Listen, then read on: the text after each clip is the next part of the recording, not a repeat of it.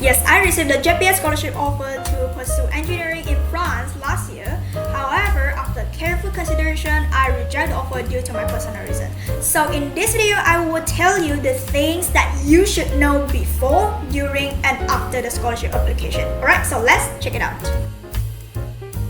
Alright, so I will explain everything based on this timeline. Okay, so first, after your SPM result is released, you have to immediately go and apply for any scholarship that are available. Because for most of the scholarship, the deadline of applications will be 1 week or 2 weeks after your SPM result release. And I strongly suggest you to apply the scholarship as many as you can. And for your information, let's say if your result is not that good, don't worry. Because for some scholarship, the minimum requirement of your academic result is not that high. For some scholarship, the minimum requirement is 5C. So even though, let's say, if you get a result that is below your expectation, don't worry. There may be some more scholarship that you can apply. Okay, so just go and apply as many as you can. So some student may ask, if I go and apply for a scholarship that I'm not sure whether I want it or not, if I really get the scholarship, am I wasting that opportunity? Because some people may need that opportunity. The answer is no. Because as what I know, for most of the scholarship, it works like this. They will select the scholar in the first round, and for those students that are not being selected, they will be placed in a waiting list. So that means if you get the scholarship offer, you want to reject the offer. After you reject the offer, your opportunity will be given to the students that are in the waiting list. And if you decide to go for private universities or colleges, then you may apply for the scholarship that is provided by that particular university. This will be quite straightforward. You just have to Google search the contact number of the university and you ask for those information that you want. For example, scholarship, the tuition fee structures, the rental, the accommodation, so on and so forth. So they will directly send those things to you. So this will be quite straightforward. In this video, we'll focus on those external scholarships like JPA, Petronas, Xiao, Yayasan, so on and so forth. So you can join this Telegram channel. In this Telegram channel, there will be a lot of scholarship information. If you wish to, you can Google search for the scholarship for SPM level. So now we will talk about scholarship application. So there are two things that you have to know. First, I suggest you to photostate your SPM result slip, your IC, your parents' IC, and your birth certificate. And for each of them, you can photostate at least 5 copies. And you have to bring all these documents to the pejabat of your secondary school. And you just say that you want to sahkan document untuk scholarship. So they will chop and let the principal to sign. Then only all these documents are certified as true copy. Because when you apply for scholarships, most of the time they want you to provide certified true copy of all the documents. So that's why you need to do this. So this is the first thing. The second thing is that I suggest you to screenshot everything when you are filling out the application forms, including all your personal info, your family info, the essays that you write, etc. So this is for your future reference. So now, if you manage to go into the second stage of the scholarship application, congratulations! Different scholarship will have different number of stages. For example, the JPA scholarship in 2023 had total 2 stages, and the Petronas scholarship in 2023 include 3 stages. So I was involved in the second stage of JPA and Petronas scholarship. So the second stage of JPA scholarship is the interview, and the second stage is the last stage of the JPA scholarship as well. So for this JPA interview part, I will tell you the whole process of my interview, including my interview question later. Alright, so now we talk about Petronas. Second stage of Petronas scholarship is an online assessment. For my batch, the online assessment is like playing games. And there are 3 games in total. So the first game is that we were given 4 to 6 boxes. So for example, if we are given 6 boxes, then among these 6 boxes, there will have the boxes with same patterns and the boxes with different patterns. So we are required to find out which boxes had the same pattern. So we could have 2 boxes with the same pattern, we could have 3, we could have 4. So the level of difficulty start to increase when the patterns start to be more and more complex, and also all the boxes will start to rotate in different direction with different timing. So the second game is that we are given a series of number or alphabet. So very quickly that series of number will disappear. So we have to memorize and type out that series of number. So that number will become longer and longer, and in the end we are required to type our answer reversely. And the third game is like a psychometric test. Alright, so now we'll talk about the interview. For JPS Scholarship, I'm going to share with you the whole process of my interview, including my interview questions. So if you prefer a Chinese version, you may go to my Xiao Hong Shu to refer to this passage. And I put the link of my Xiao Hong Shu in the description box below, so you may check it out later. So here is the English version. So I applied for JPA JKPJ and we went into the room group by group, and my group have 5 people. The reporting time is 8 in the morning and we start at 9. So the first part is LDK, Latihan Dalam Kumpulan. So this part is just like the combination of your tss.thesan with debate. And we were required to talk in Bahasa Melayu for the whole process of LDK. So we were given a question and we have to choose whether we want to menyokong or membangkang. And then we were not allowed to do like the whole group menyokong or the whole group membangkang, cannot. So the question that we got was teknologi yang canggih memudaratkan manusia. So afterwards we will discuss in group for 10 minutes, and after 10 minutes we will start to present our idea in 15 minutes. And within this 15 minutes, the interviewer will start to pick us randomly to present our idea. So that means the arrangement was random, and everyone should have at least 2 ideas.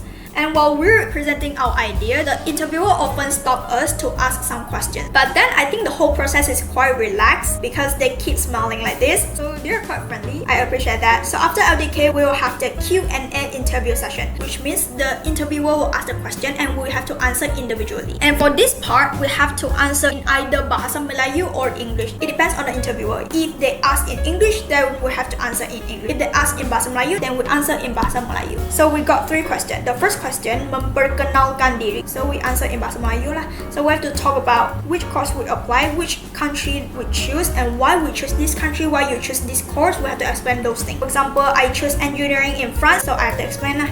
So the second question, who you think you are after 20 years? So you have to answer this question in English because they ask in English. So the third question, apa itu pilihan raya umum, pilihan raya negeri, dan pilihan raya kawasan? So for other group, they receive different questions. But then for the Quebec questions, I found that most of them are all about the development of our country, Malaysia. So you have to get to know more about Malaysia as well as the issues that are happening. So this is the whole process of JPA Scholarship. I would say that it's quite relaxing. So that's for JPA interview. For Petronas interview, this is the process. So we go inside group by group as well, and my group has 4 people, and we start with the self-introduction, and afterwards we were given some questions and we were given some papers and pen, and we have some time to think about our answers, and we may write down anything on the paper. Afterwards we have to answer one by one. After this we go into the next section, which is we were given a passage. This passage will be talking about a certain topic, and we have time to read through this passage, and we will have a group discussion for 15 minutes. At this moment we can write anything on the whiteboard provided. The whiteboard is quite big on the wall, so we can write anything there. So after 15 minutes we have to do a group presentation to the interviewers. So now here's the thing that I want you to know based on my experience. So the first thing is, please follow the dress code given. For example, this is the dress code given by Petronas. You can see like smart casual or formal attire. Everything is really formal. And for most of the scholarship interview, we will wear formal attire. However, the rules can change. This is the dress code of JPS Scholarship for my batch. The track bottom and the long sleeve t-shirt with collars in dark colors with stocking with sports shoes. That means we're required to wear sport attire. So you have to follow the dress code given. Because there were some students, they went for this JPS interview, but then they were wearing the formal attire. So some of them were asked to explain why you are not following the rules. Don't make your own assumptions. So this is the first thing I want you to know. The second thing is, if you have a watch, I strongly suggest you to wear the watch. And if possible, you can wear the watch with the timing function. For example, in the Petronas interview, we were asked to have a group discussion for 15 minutes. You have to allocate your time properly. Okay, this is about time management. When we are doing the group discussion, the interviewers were looking at us. They will see how you perform during the group discussion, how is your performance, how is your time management, how is your teamwork, so on and so forth. For example, if you have a group discussion for 15 minutes, so you use 30 seconds to allocate the time. And so how is the time allocation? So here's an example. You can spend 7 minutes for group discussion. That means the whole group can start to throw out all the ideas that you have within 7 minutes, and then you can write down everything on the whiteboard. And for the next 3 minutes, you can start to categorize those ideas on the board. And for the next 2 minutes, you can start to allocate the job and the sequence of your presentation.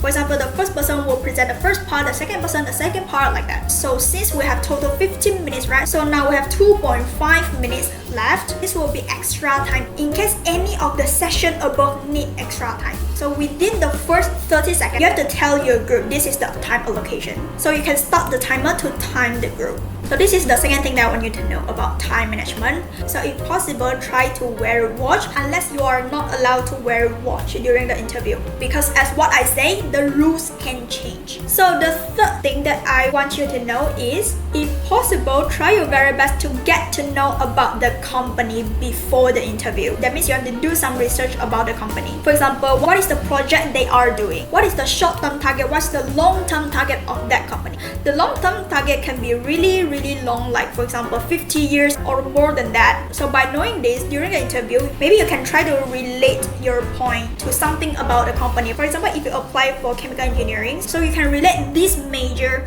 to the target of the company. Maybe you can say in the future, after you become a qualified chemical engineer, what you can contribute in the project. So this is one of the ways how you can show your values to the company. Another way for you to stand out among all the candidates is that you can show them your previous effort towards the course that you are applying. So for example, if you're applying for chemical engineering, so you can describe to them all the projects, the competitions, the activities that you involved before. And of course, all these activities are related to chemical engineering. So from here, they can see your effort. So they will know that you are not only speaking in words, but also you really take action towards your goal. Another thing is that during the interview, please make yourself clear. Try to talk loudly and pronounce the words clearly, but don't shout. Just go steadily.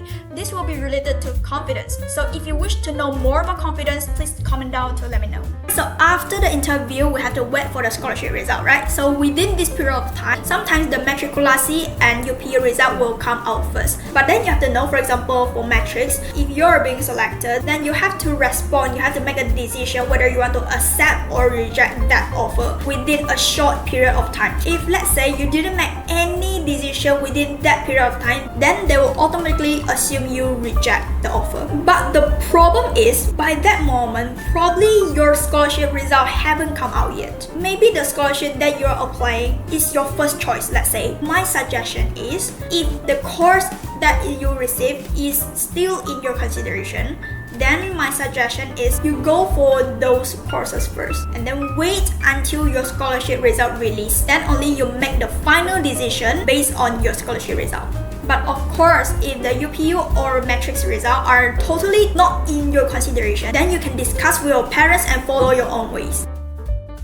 So congratulations if you receive any scholarship offer. The thing that I want to remind you is, please read through the rules and regulations in your contract properly. So for example, you have to clearly know, is there any bonding? If yes, how many years you will be bonded? And how they bond you? That means, will they reserve job position for you? If let's say you have to find for job position yourself, then you have to know, what if you fail in the job interview? What if you fail to get a position?